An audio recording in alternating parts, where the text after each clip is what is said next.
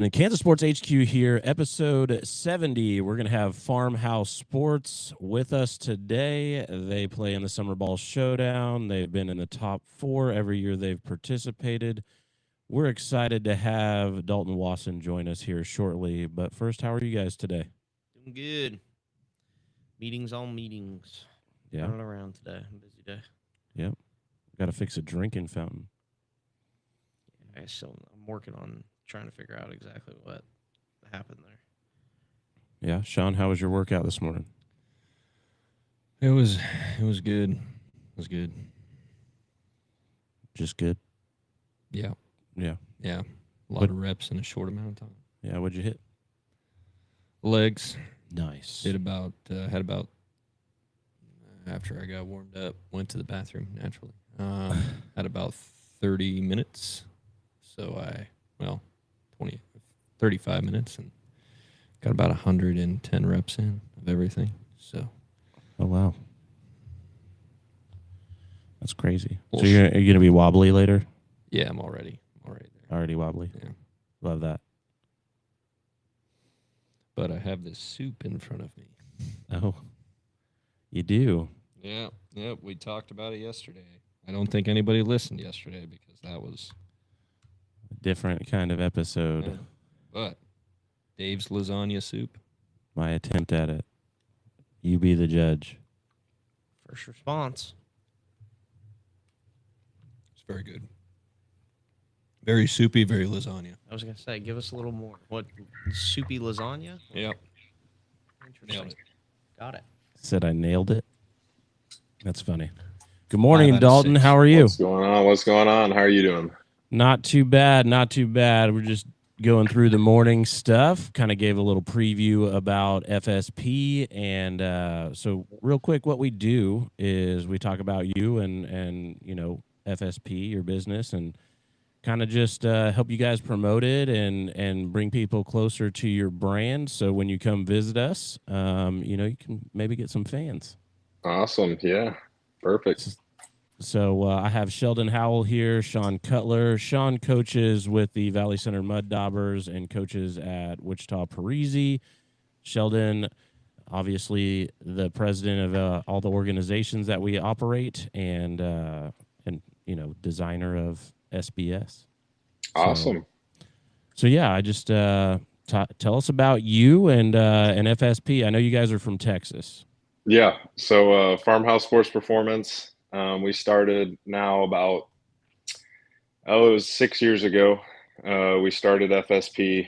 My partner and I at the time, he ended up branching off doing something else, and I took over full time. Yeah, we're out of the Dallas area, but we've had guys, you know, from all over Texas. We've had guys from Lubbock, Midland area. We've had guys from Houston, San Antonio. You know, majority of our guys are Dallas guys. We're really lucky, especially with our college group, just because of the Dallas Athletic Conference here, one of the top junior college conferences.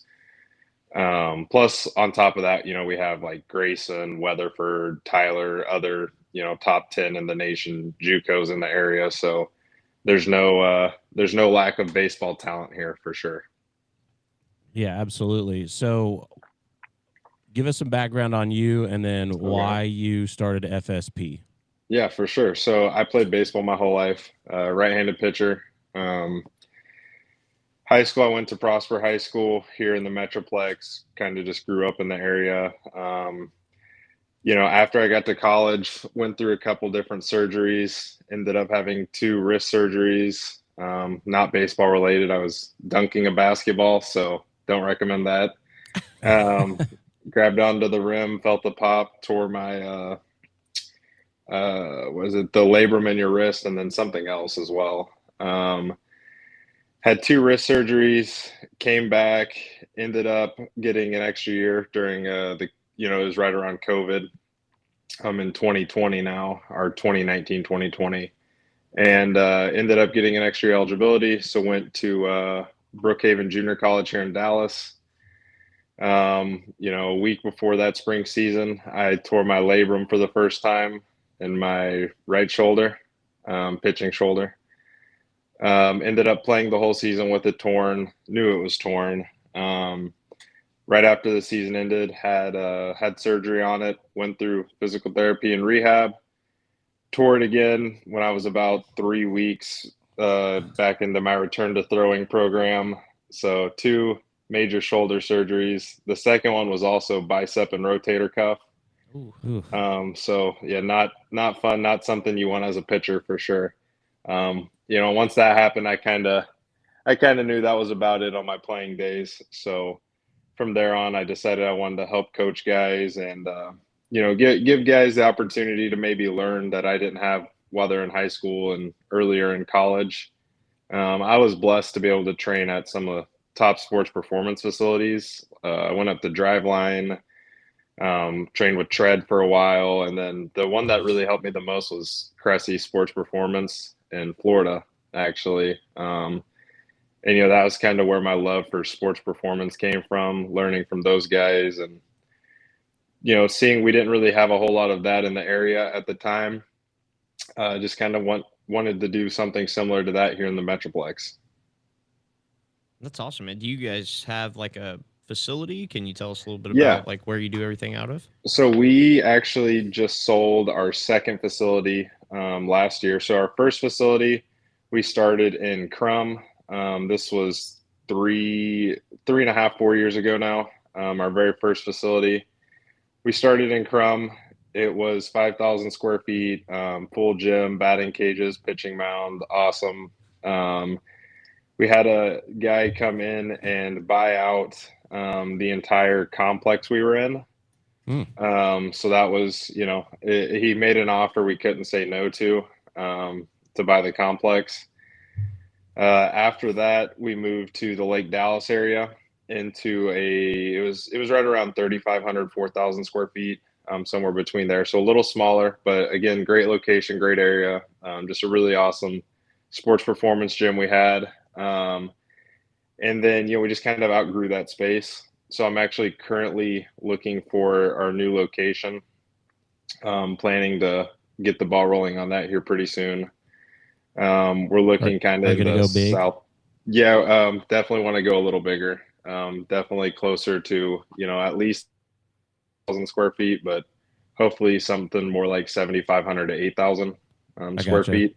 That'd kind of be the ideal number, I think. You don't want to go 18,000? No, 18,000 in the Metroplex might break the bank a little bit. For sure. Oh, I definitely understand that. I mean, when you come play the Summer Ball Showdown, you guys utilize the Wichita Parisi facility and everything like that, and that's a cool 18,000 square feet.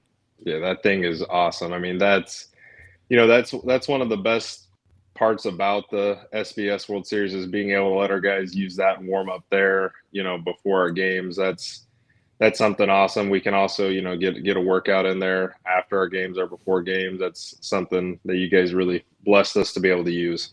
Sure. Yeah, it's real quick. The Summer Ball Showdown is the largest national tournament in the country of its kind. FSP has been a part of it. You're going into year 3, right? Year 3, yes. Year 3. And we do a lot of player perks and team perks as you come in from out of town and all of that good stuff. It was a random phone call one day for Dalton and I, and then here we are entering year 3, and FSP hasn't been outside the top 4 since. No, yeah. And yeah. So talk to us about FSP. Like what you're specialized in. I know in our conversations last year you had quit coaching like baseball, but you had gone all into your facility stuff. FSP, why Farmhouse Sports? So the name Farmhouse Sports originally comes from when we first started it. I was living in a really small town outside of the Metroplex, about an hour and a half away. About 2,000 people. And one of the facilities, or one of the future locations we were looking at the time was actually an old, like an old farm barn. Okay. So we just kind of came up with the name there. FSP is 3 letters, something catchy, just something easy to remember. Makes for a good logo. Easy to put on a hat. Yeah, exactly. Easy to put on a hat, a shirt, whatever you want. You know, those were kind of things that went into the name. Yeah, so I was the pitching coach at Brookhaven College, not this year, but the past season. And that was an experience that I just loved. You know, it's something that I think really helped me as a coach, being able to work with college athletes. And that was something also was kind of a last minute deal, because the head coach currently at Brookhaven College, Shaquille Thomas, was the head assistant whenever I played there. And you know, me and him have kept in contact. He's just an awesome guy, an awesome coach, and somebody who really made an impact on me. And he called me, you know, maybe a week and a half, 2 weeks before the junior college season started here the fall, and they had just lost their pitching coach at the time. And he said, "Hey, you know, I know you have farmhouse, and I know you're busy with this other stuff, but do you want to come in and be our guy, our pitching coach, and work with our guys?" You know, and that was just opportunity I couldn't say no to. It's something I've always wanted to do, is be a college pitching coach. So jumped on that. Ended up having four all conference guys. The set a school record in ERA, set his record for wins since he's been the head coach there now. So, you know, we just had an awesome staff. We've sent three guys to the Division I level, and then there's another two guys there this year, at least two, that'll be going to the Division I level.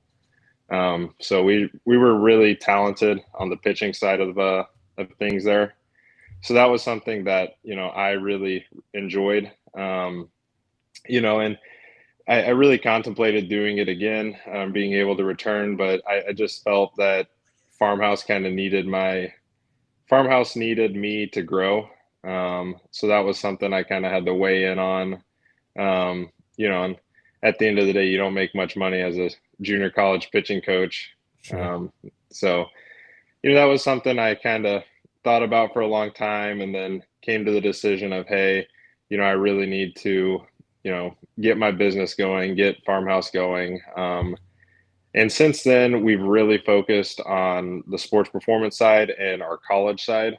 Because again, I think, you know, a lot of the Metroplex and a lot of people in general focus on youth baseball, and that is something we've expanded into some, and we'll continue to do in the future.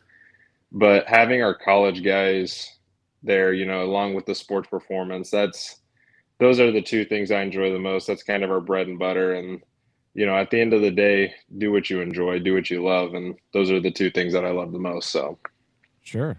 So you kind of hinted at it a few times, but that passion that you have for coaching and you know helping athletes, you know, are you the type of coach that is giving back to the athletes as a coach that you wish you had, or did you have a coach that was the style that you are now? yeah. So, you know, I was blessed with some really awesome coaches, some really good coaches. And then through my, you know, years, I've had some really bad coaches, I'm sure, as most people have. It's kind of both ways. And from there, you kind of learn what you like and what you don't like about every coach you have.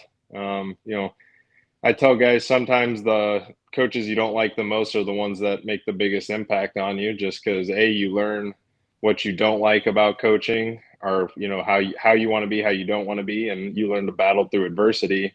You know, and no matter what the situation is, if you're going to be a dude, go be a dude, right? I mean, whether or not the coach is your favorite person or not, you still got to go perform under any circumstance.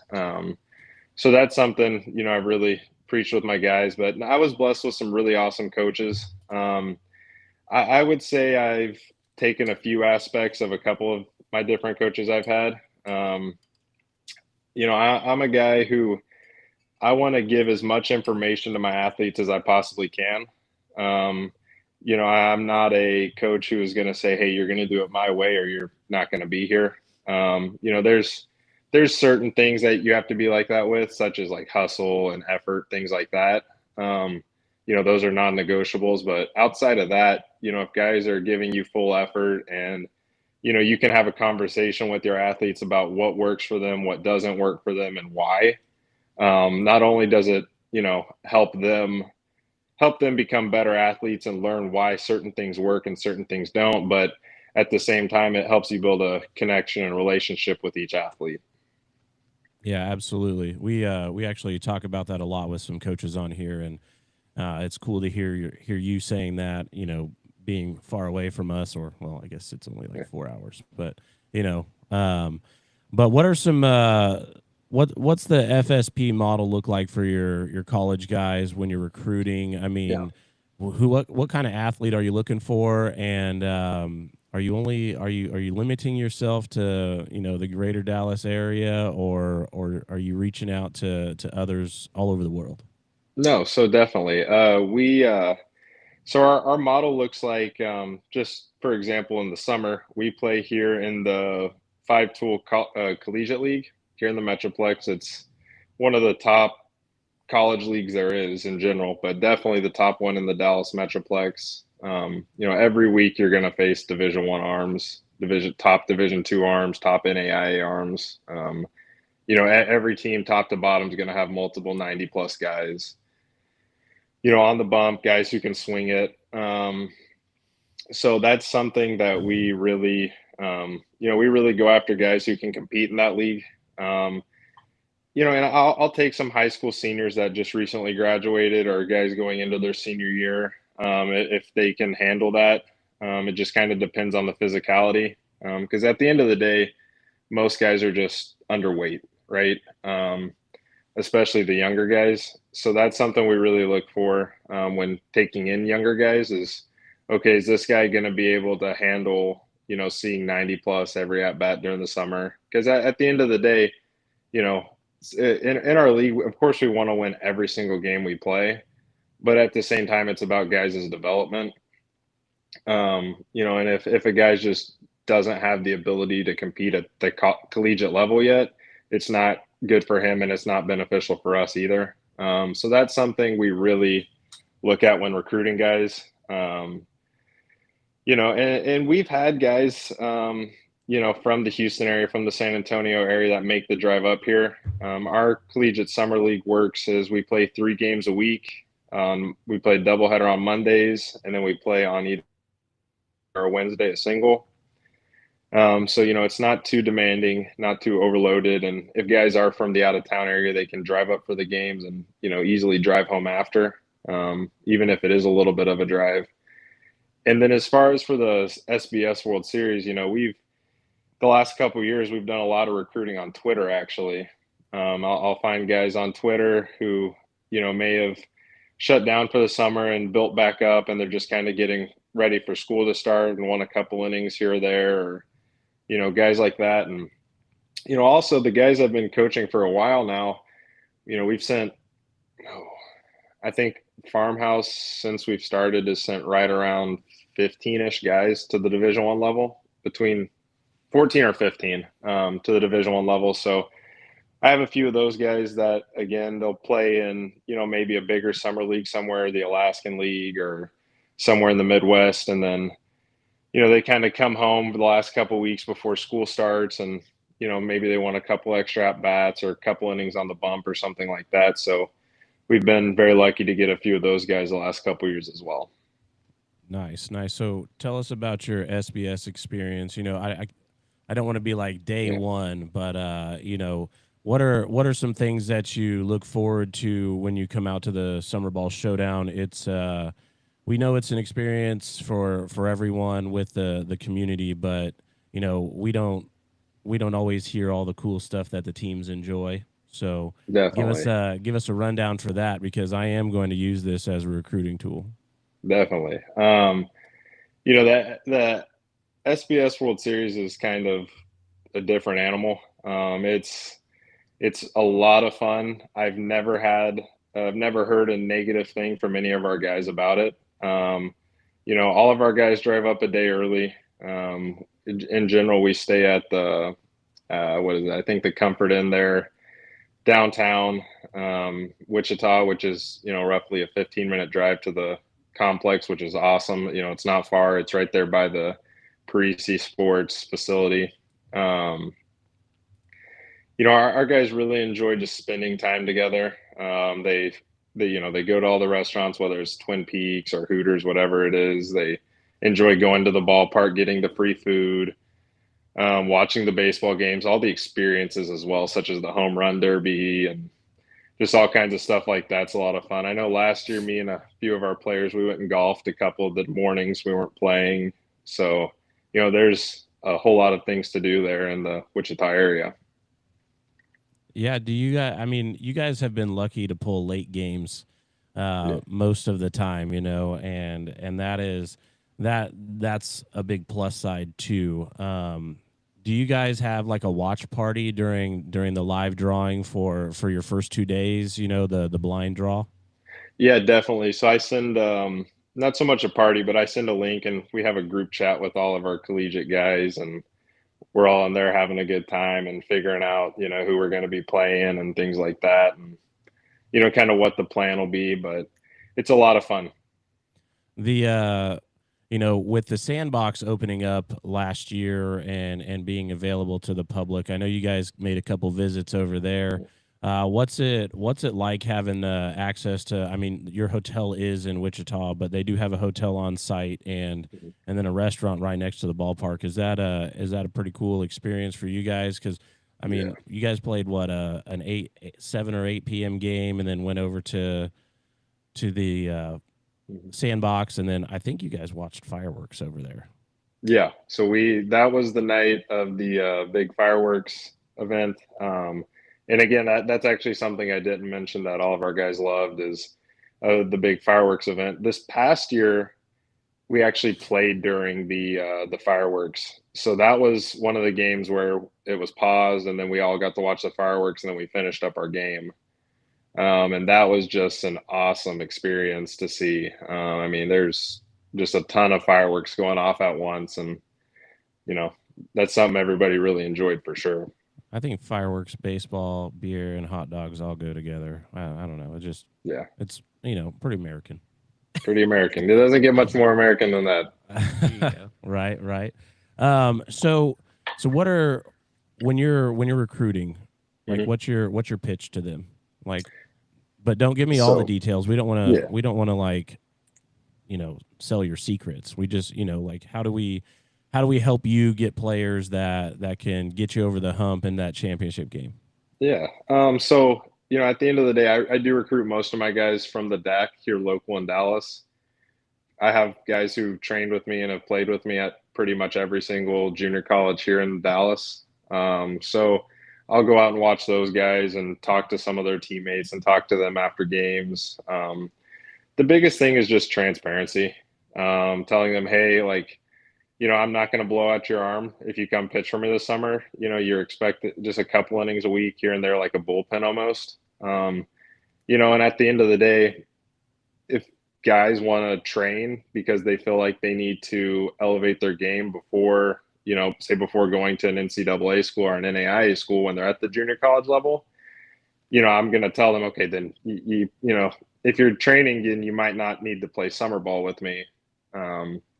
Just because it could be a conflict of, hey, I don't want you to, if you're supposed to be taking time off from throwing and focusing on the weight room or whatever it is, right? I don't want you to go against your plan, to better yourself just because you want to play an extra couple innings here and there, right? So that's something I really talk about with a lot of the guys, make sure they know, I want to do what's best for them. I'm not going to sit here and try to, blow out their arms or win every single summer ball game. That's just not realistic. It's summer ball. We're there to have fun and get reps. We're there to, for guys to get at bats, for guys to treat their pitching like a bullpen almost, right? So it's one of those things where I'll tell them those things about the league. I'll tell them the competition they're going to face. And then, I tell them about the SBS World Series. One of the perks about finishing where we finished last couple of years is, okay, we got a guaranteed spot to go back the next year. And at the end of the day, we have the name Farmhouse Sports Performance. It's, we're slowly building up that reputation. We need to maybe win the SBS, but then we'll have the reputation of, okay, we got to go back and at least, get to that championship game every single year. Yeah, speaking of players, we share a little bit of a connection there. A couple of years ago, 2024 summer, I had Luis Fuenmayor on Okay. Yeah. our team, and then had Clay Mixon on our team as well. And I believe you worked with Clay at Brookhaven. Yeah. if I'm not Clay was mistaken. at Brookhaven. He was there with me last year at Brookhaven. Got to know Clay really well. Got to work with Clay a lot, and phenomenal young man. Just committed to Houston Baptist or Houston Christian now. And then Luis as well. Luis was at Brookhaven with me that year, and then this past summer, Luis played for FSP. Yeah, I saw him up there. That was really fun to catch up with him this past Summer Ball Showdown. And I also, you guys made the SBS history with those sleeveless uniforms going up there too. That's what I was going to ask about. Yeah. So what was the inspiration for that? So we actually had, I guess, the wife beaters, and they were supposed to say FSP on the front. The cutoff shirts. Those were supposed to say FSP on the front, and the logos actually melted on them. So I went to some blowout, online uniform website thing just to find some cheap sleeveless uniforms, and those were the first ones on there. So those are what we got for that. Yeah, those things were the talk of the tournament for sure. Everybody was like, "What the hell are these guys wearing?" Well, I think what is this? They saw you warming up in them, and they just everybody probably thought you were just they're just your kind of like BP shirts, yeah, and then like you put setters. the jersey on eventually, and you never did. And we're like, all right, cool. Yeah, no, we have those, and then we had the full black pinstripes. Yeah. Those I like those a lot. I like the sleeveless were good. The guys love the sleeveless. I actually just put in an order for a new set of sleeveless for this next upcoming summer. The guys like showing off the guns, showing off the gains in the weight room and stuff. And again, we have a good time. That's the whole goal. We want to have a fun time, a positive experience for these college guys. Show them what it's really supposed to be about in the summer. You want to be competitive. You want to go out there and, win every single rep, but you can have fun doing it. Right. And that's something that's really important. You guys lucked out this last summer because it was actually a lot cooler temperature-wise. Normally, you have those on, you guys would be winning for sure because it's like 103 out there. But next whatever, year, this last summer was like 78 a couple days. Yeah, like, with it all was the so weird. storms that came through. Yeah. But with this next year, you got those sleeveless again. I don't know if it was like 7-8 years ago. Cincinnati Reds had those sleeveless uniforms. They had the curl bar in the dugout, and they were ripping out curls. Dietrich. Yeah, Derek Dietrich. Yeah, and then I think they had Lorenzen on that team because Lorenzen's got some pipes as well. Man, they were in there pumping out iron. Just before make sure they you go back. bring me one of those sleeveless ones. We need to do like a little jersey swap or something Yeah. at the end of a Have game. something there, yeah. I need to do that. You I got a figure pretty something shirt out. for you for sure. Yeah. Okay. Also, I wanted to ask. I think you probably hit on it a few times already. Your sports for performance facility, is that mainly just baseball for the performance side, or is it all athletes? How do you kind of go with things? So I've worked with track, football, basketball. We've had some softball, golf. We've worked with athletes from every sport. Of course, baseball, just due to the fact of those are most of the guys I recruit to come up and train or play for me in the summers. But a lot of the walk-ins are football. That's probably our second biggest sport of guys we had at the facility. And that's kind of another, it's similar but different in terms of how you go about training those guys, because the strength and conditioning is very similar. The speed and agility stuff's very similar. It's all just about being as explosive as possible for pretty much any sport. You just want to build a good, strong, solid athlete. I would say the biggest difference is just going to be timing wise, and, say if a guy's throwing, 50, 60 pitches, okay, we might have him, not be doing certain exercises to put extra stress on, his rotator cuff, his labrum, things like that. Certain times of the year, it just kind of depends where guys are at. And different seasons of sport are going to be different buildups too.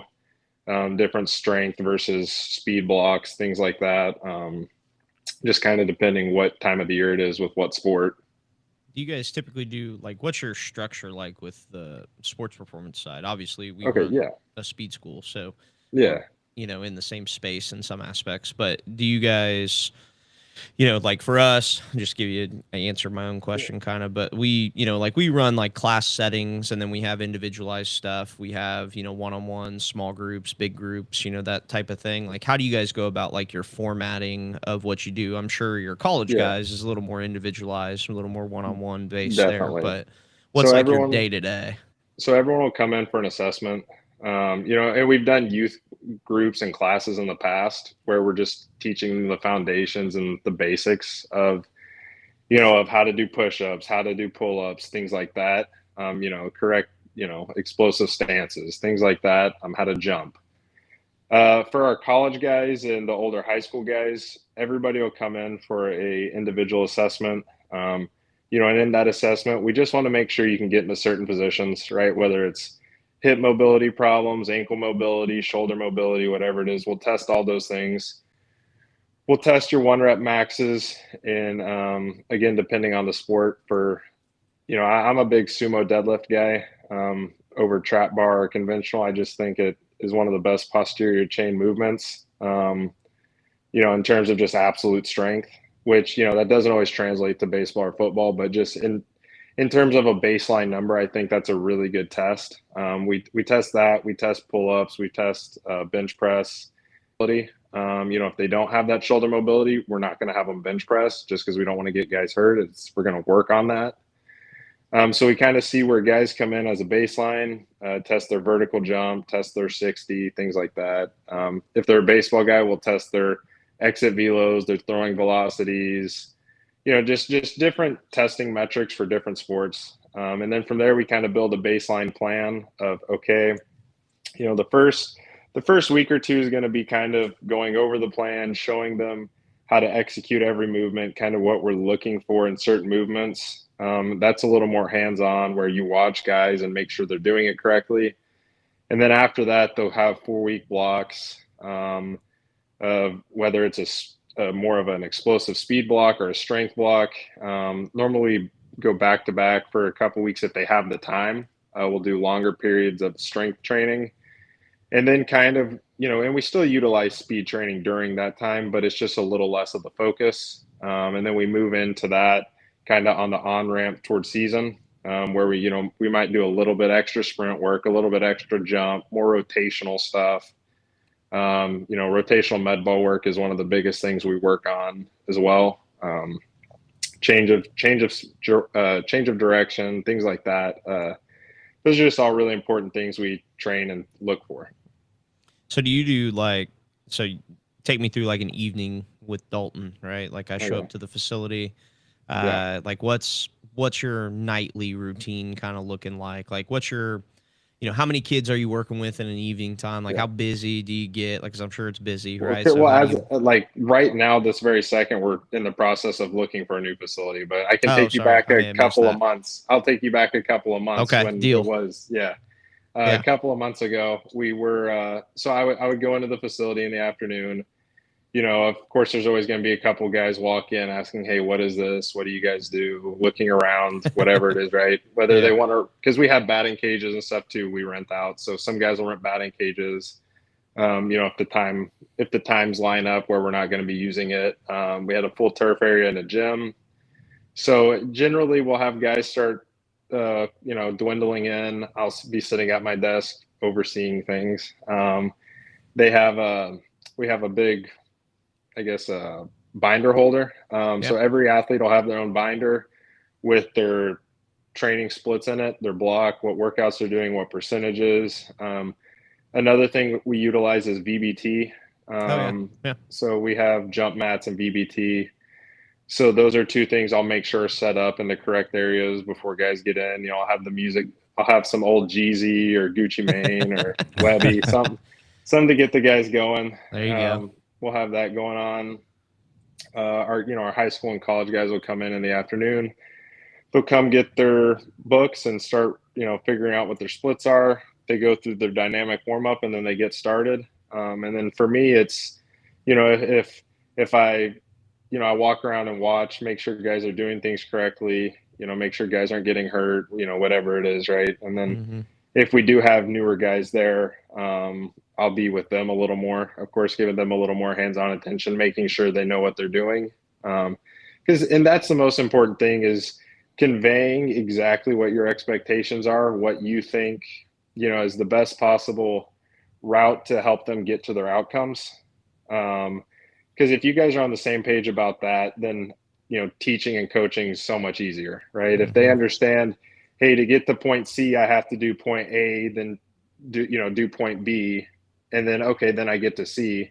It's a lot easier when you teach it like that and not just say, hey, I want you to go do squat. And then that's it, right? You got to teach them to understand why you do it this way.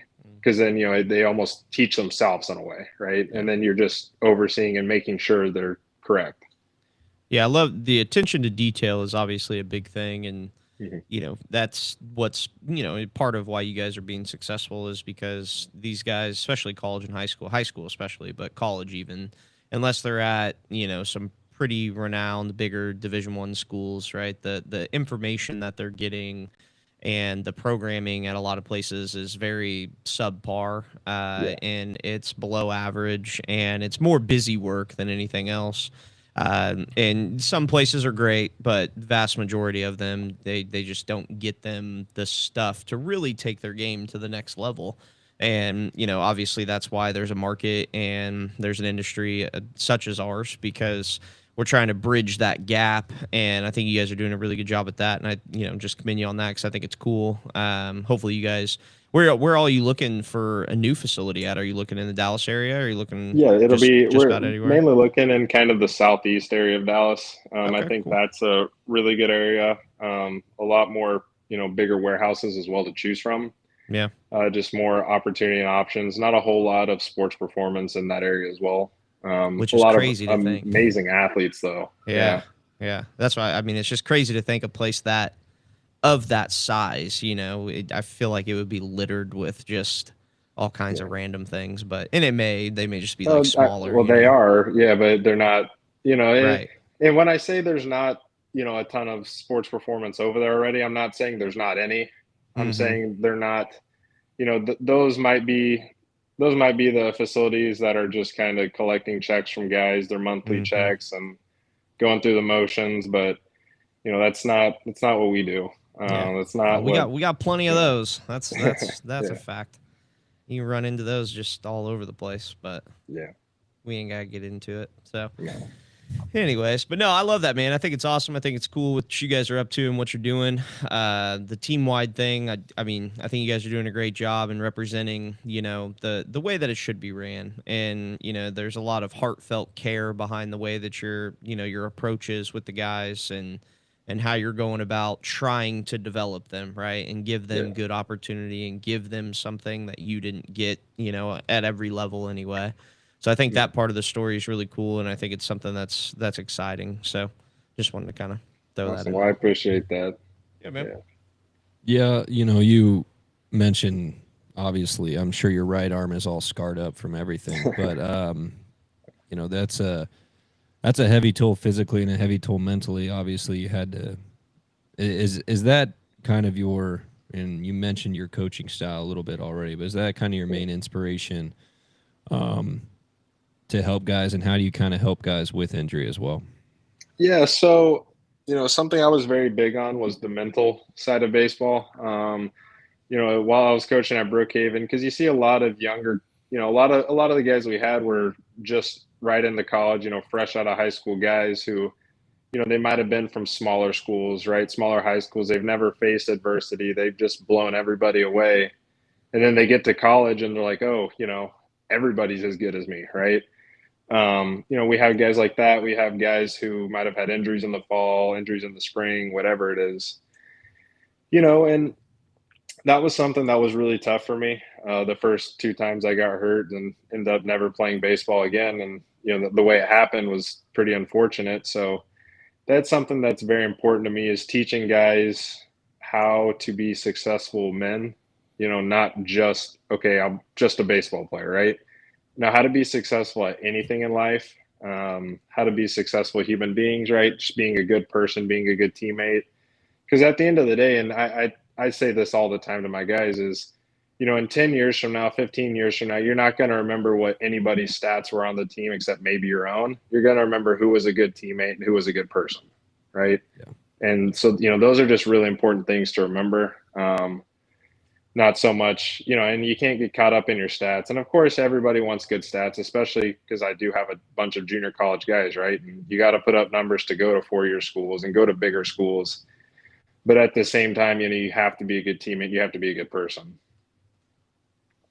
If you want to play for me, at least. Yeah, no, I think you nailed it on the head right there. That's when you're when 1%, of these college guys actually, make it to the next level, roughly, Mm-hmm. So when you're looking back on your college days, you're exactly right. Like, you're not necessarily looking as, I mean, you might remember somebody like, okay, yeah, they were a dog, but Yeah. if you don't talk to them anymore, there's a reason for that, So I think one of the biggest positives about playing college ball is those relationships you make, and you're going to have a lot more of those relationships if you're a good teammate, and that's what lasts, years and decades long. Are those relationships you build in that process, as opposed to what kind of stats you put up, how many wins you got, so on and so forth. Yeah. That's the best part about college baseball, whether that is school ball or whether that's summer ball.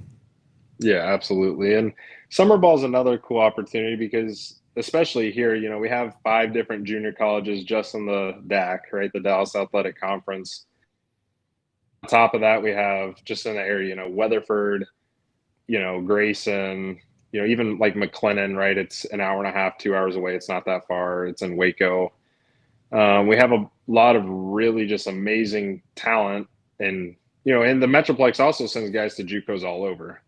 But all these guys come back home for the summer, right? And you might have a mixture of D3 JUCO guys, D2 JUCO guys from Oklahoma, right? D1 JUCO guys at Grayson, Weatherford, Blinn, Howard, McLennan. Then you have Division 1 guys, you have your Division 2 guys, Division 3 guys, and it's just a huge mix of different guys who have had different coaches, different opportunities, different levels that they've got to play. One thing I've really noticed is, showing the guys who have maybe played at a lower level, it's not a lot of times their talent that's keeping them back, right? It's their preparation, their mentality, and how they go about things. Because especially, at Brookhaven, which is a Division 3 JUCO, the smallest level of college baseball, right? It's one of the better JUCOs there is. We play Tyler, we play Howard, Grayson, McLennan, Weatherford, Paris every single year. We play with those guys and beat those guys. Just showing those guys, hey, just because you're at this small level, like, your talent's there, it's how you go about things. Your preparation, your training styles, your mentality, grades are super important. There's a lot of different factors. It's not only your talent level keeping you here, right? Once they understand that, it kind of changes their outlook and changes things. I found that helps a lot of guys find their best fit for their next school. Absolutely. Well, and just being the best version of who you are as a player. Mm-hmm. I talk to our guys, literally all of our athletes, about this all the time. I think that there should be more of an importance placed on playing college sports, as in the sense of, like, hey, like, you are making it, like, you're making it to a level that vast majorities of athletes don't get to go to, right? So in having that thought process be like, man, okay, like, I've made it, now let's do something with it, right? And I think as young dreamers and kids that watch the game and they see all these things, it's kind of, everybody gets in this, professional or bust mentality.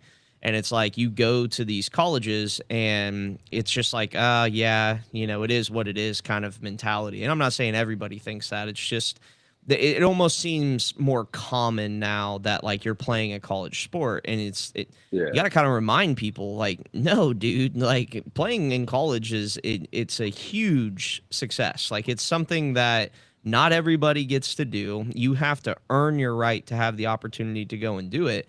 But then while you're there, it's like you get the chance to really truly be the best version of the player that you're meant to be. How are you going to take advantage of that opportunity? Like, how are you going to? It doesn't matter where you're at, right? You can be a Division III, you could be a D1 player, and anywhere in between, right? It does not matter where you are. If you are not the best guy on that team or girl on that team, whatever sport you're playing, right? Like, then you got work to do, right? Like you still need to be accelerating and finding ways to better yourself. And I don't know, I hear that from young athletes in this day and age quite often, where it's just like, well, college, it's not that it's expected because everybody knows how hard it is to get there, but they don't look at it like it's as big of a success as I think we should put importance on that, right? And, Absolutely. you know, it's just, it doesn't matter the level. If you're in college and you're playing, you've already beat 90 some odd % of athletes that are playing the same sport. Like, so you're at the top of the top.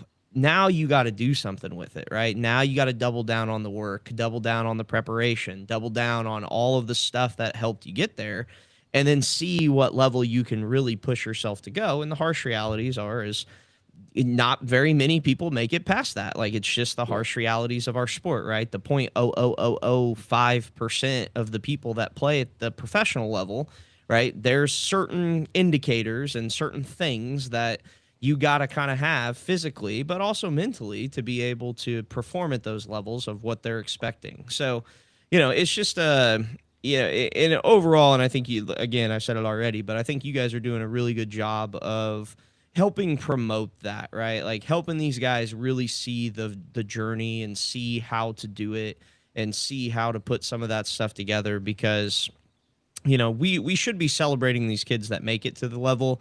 They should be celebrating with themselves though. Like they should hold their hat up and be like, man, like, okay, like I did something that not everybody did, but it doesn't stop there, right? Like how do we keep it going? Like how do you keep pushing yourself? So I think that part of it's really cool. And I think that, you know, just what we do in the summertime and how you guys are doing it in the summertime, I think we're fueling that fire. We're fueling that vehicle, if you will.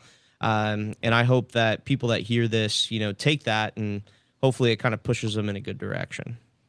Definitely. And just real quick to piggyback off that also, I mean, you know, if you're a high school junior, high school, even sophomore, high school senior, you're uncommitted, you know, you don't know where you want to go yet, I really recommend you go watch some junior college baseball games. You know, go watch a Division III baseball game, an NAIA baseball game. You know, if you see these guys and you're not at their metrics, right? If you're not at the same body weight, if everybody looks bigger than you, if everybody's throwing harder than you, right? Then maybe you need to reassess and, you know, work with the sports performance facility wherever you're at, you know, or train and figure it out to be able to get to that level.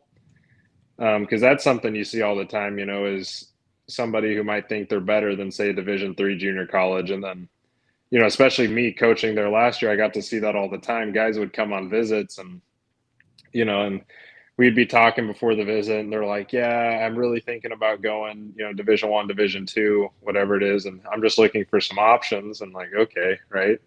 Have them throw a bullpen, you know, top out 81. 81 and they're 145 pounds. They're curveball cement mixes, right? They're 5'10", $140, and it's, you know, brother, you couldn't play for us. Like, right. Like, well, that's your plug right there. You know, come see him. Farmhouse Sports Performance. Yeah, definitely. We talk about the jump all the time. I mean, I like talking about it because I don't think that there's enough information out there on it. Mm-hmm. Like, I think it's like the ugly truth of college sports that nobody wants to address, because the harsh reality of it is most kids don't work hard enough to play it. They don't they don't sacrifice. They don't do the things that is necessary to make it to the next level. And I do not care if it's NAIA, Division III. I don't give a shit what level it is. If you don't do the work you're not gonna make it there. Like it's just like you just said, go watch any level of college. I assure you, especially for men, like go see the level of intensity that is played on that field. And as a junior in high school, you tell me that you deserve to walk out on that field with those guys.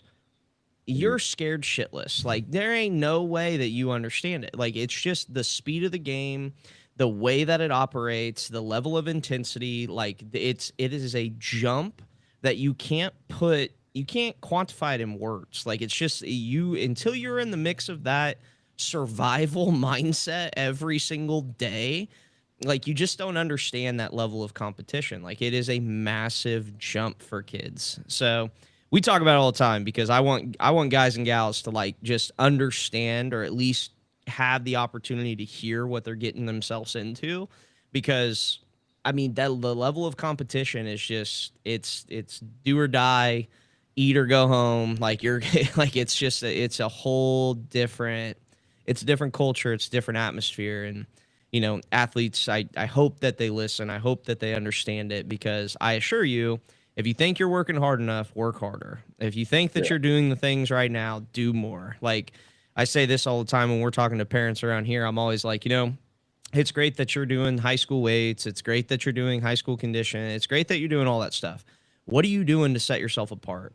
What are you doing that's different than everybody else? Because the 90+% of the kids that play the sport in high school, guess what? They don't make it. They don't get to go to college. So what are you doing different? Like, what are you doing? Because if you're doing all the same things that they're doing, what type of result do you think you're going to get? Probably the same result that they're getting. Like, you have to separate. You have to do things outside of the box if you really want to put yourself into a position. Now, granted, there's the outliers, right? Like, everybody's got those freak athletes that are 6'6" at 16. Like, that ain't most of us, brother. Like, it is just the reality of it. But there is some out there that you're right. They may not be very talented, but some college coach is going to see them and go, oh, I'll build that guy. I'll make that guy make sense. You know, like, and there's those outliers, but most of the time that's not the realities of it. And it's just, you know, I hope that kids hear it and I hope that they take it seriously, because there's a lot of talented kids that never see the light of day in college. And it's because they're underprepared. They're not ready. They get blown past because you got guys up there at a different level that are doing things at a quicker pace, and they just get left behind. So, again, I appreciate what you guys are doing. I love it. You know, it gets me excited, and you know, I have high energy towards that stuff because it's what we do every day, and it's fun to hear that you guys are trying to do, you know, very similar things there, and helping kids in the journey and doing all the things. So, again, commend you on that, man, and keep up the good work. I appreciate it. That's one of his endless rants. We could do it all day long.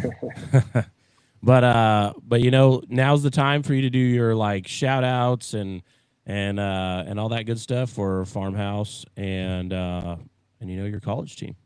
Yeah. You know, if you're a college athlete looking to play somewhere this summer, want to have a good time and go win the SBS, come play for Farmhouse. Ooh. How's that Love feel, that. Sean? How does that feel, Sean, as a Valley Center Mud Dubber? Win the SBS? Win the SBS. Well, he says we'll see. Ooh. Little friendly competition here. Well, Dalton, it was awesome to have you on. I'll get this posted up and share it to you so you can, you know, throw it all out there. I expect to see the link on the Twitter page because I know people are watching you, and every time you share a post from SBS, it blows up. So it's always always good. But I appreciate you joining us, man. Thanks for jumping on. Yeah, appreciate you having me on. Yep, we'll catch you later. Perfect. I'll see y'all. See you, buddy.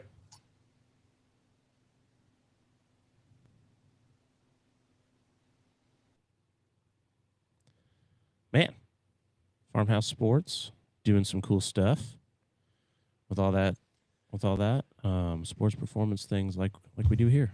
Yeah, so it's good to hear from the other coaches in the SBS and then just getting a little insight about what they do, how they do things down there. I mean, that is a massive area down there. Yeah.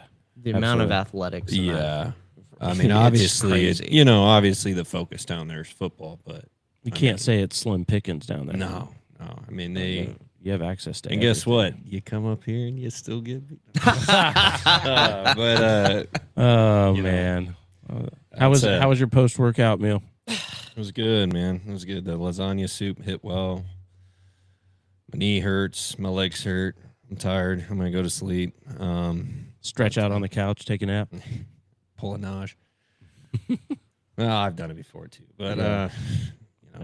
But yeah, it was a good conversation. Love hearing about other people's journeys and coaching styles and what they value. And normally it is roughly the same as us. Yeah. A few twists and turns here and there. Different area, but yeah, some variables obviously play into it because just where you live and the amount of spending and things like that happen in certain areas. I mean, but the journey is kind of we probably have the same. 3 to 10 new people walking through the door every single day if we were down there. Yeah, it'd be nuts. Yeah. It would be. We would need a lot more. We We need a staff. lot more staff. Yeah, way more. Yeah, absolutely. Especially if we had this facility down there. Yeah, and that's the other part too. Is it's such a You busy, weren't in populated earlier, but he place. said he was looking to expand, but he's still looking at like 7,000 to 8,000 square feet. Yeah. I kind of gave him a little razzle dazzle on the 18,000 square feet. 'Cause Yeah, they Dave had to flex on him. they do love coming, but they come up here and they spend the day together Yeah. and they work out, they get their hitting in, they go eat together. They actually, the one time I came in here to grab baseballs during the tournament, they had like the sprinkler on or the misters on, and just We probably just forgot to turn it off. doing their thing, and then come Didn't happen. out and flex with True. their sleeveless shirts.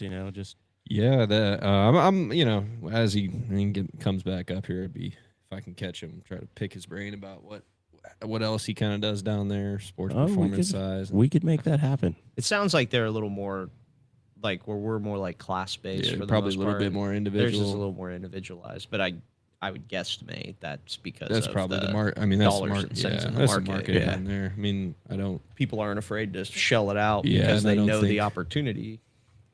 Especially they want to with- go in there and do the group thing. They probably want to.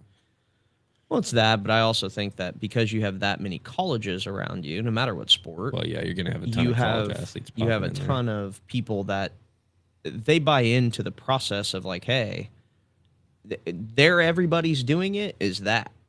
You know what I mean? Yeah. Like everybody's doing it is like, hey, there's 19 colleges that are within an hour of us, and I want to play college sports. So Doing- they do all of the stuff that's extra outside of Yeah. the school. Doing stuff. this isn't enough.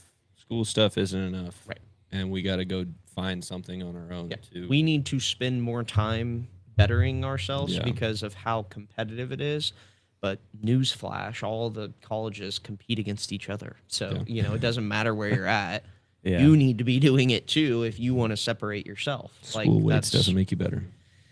Oh. next pod. Subtle jab. All right. Well, Sean, do you mind leading us in prayer? I do not. Lord, thank you for today. Thank you for just waking us up this morning, bringing us into another good conversation. Just thank you for connecting us with people all over the country, just so we can chat about stuff we talk about every day and relate and pick each other's brains and learn each other's stories. It's really, really special that you have given us this opportunity. Lord, I pray that we honor and glorify you with it.